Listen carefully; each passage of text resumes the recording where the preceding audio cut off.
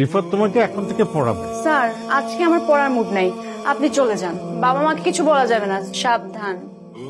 Sir কই? Sir তো চলে গেছে। না পড়ে চলে গেল? আমরা কোথায় যাচ্ছি? পার্কে। তুমি যা শুরু করছো এভাবে তো আমি তোমাকে পড়াইতে পারবো না। আমি চিটাগং ইউনিভার্সিটি পড়তে চাই, ঢাকা ইউনিভার্সিটিতে না। স্যার আমার বয়ফ্রেন্ড চিটাগং ইউনিভার্সিটিতে পড়ে। পিচ্ছি মেয়ের বলে বয়ফ্রেন্ড আছে? আমি পিচ্ছি না। তোমার এখন পড়াশোনা করার বয়স, প্রেম করার বয়স না। কত বড় সাহস আমার মেয়েকে নিয়ে পার্কে পড়াইতে যায়। আঙ্কেল আমি শুধু কি পার্কে পড়াতে গেছে? পার্কে গিয়ে আমার মেয়েকে প্রেম নিবেদন করছে।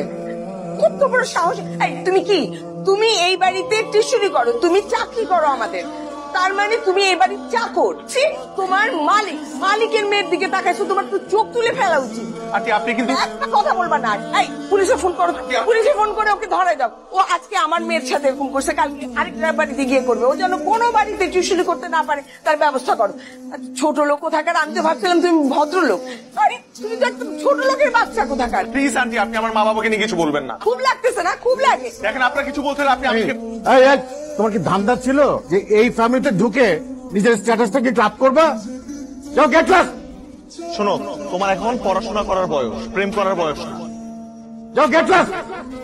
ওয়াজলি কোথাকার আবার বসে আছে। ছোট লোক কোথাকার। ধান্দা করছিল না? কার কাছে যাবেন? আমি রিফাত স্যারের কাছে যাব। ম্যাডাম, তার পারমিশন ছাড়া তো আমি আপনাকে যেতে দিতে পারি না। আমি বেশি সময় নিব না। কি হয়েছে এখানে? ও রিফাতের কাছে যাবেন? রিফাত কি হয় আপনার হাজবেন্ড? জি জি, হাজবেন্ড।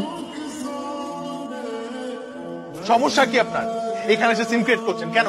এখানে এসে আপনি মিথ্যা কথা বলছেন, you are my wife, you not my wife. আপনার সাথে আমার কোনো ধরনের সম্পর্ক নেই, আপনি আমার স্টুডেন্ট ছিলেন, দ্যাটস ইট। আগেও একবার আমার ক্ষতি করার চেষ্টা করেছিলেন, এখনো আবার ক্ষতি করার চেষ্টা করছেন। আমি কখনো আপনার সাথে আর দেখা করতে চাই না, কথা বলতে চাই না। প্লিজ দয়া করে আপনার এই চেহারাটা আমাকে কখনো আর দেখাবেন না। আপনাকে বিরক্ত করার কোনো ইচ্ছেই ছিল না আমার। আমি শুধু আপনার কাছে ক্ষমা চাইতে চেয়েছি, এই জন্য কয়েকদিন ধরে আপনাকে বিরক্ত করেছি।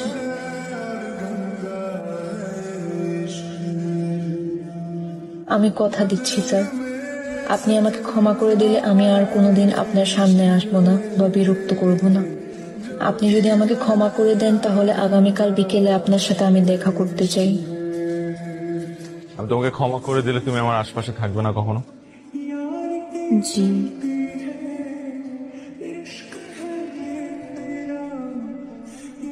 আর যদি ক্ষমা না করি?